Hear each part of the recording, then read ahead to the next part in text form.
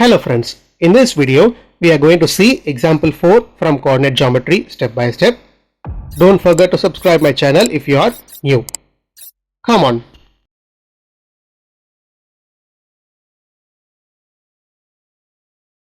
Find a relation between x and y such that the point x, y is equidistant from the points 7, 1 and 3, 5.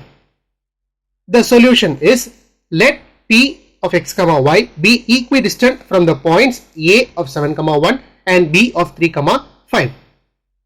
Now given that the points is equidistant, so AP is equal to BP. So AP square is equal to BP square, that is x minus 7 the whole square plus y minus 1 the whole square is equal to x minus 3 the whole square plus y minus 5 the whole square.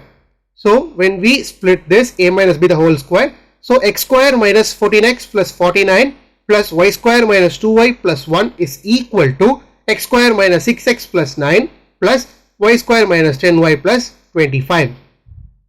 When we cancel out the LHS and RHS, at last we get x minus y is equal to 2, which is the required relation. Right? Hope you enjoyed my video guys. Like and subscribe my channel. Thank you.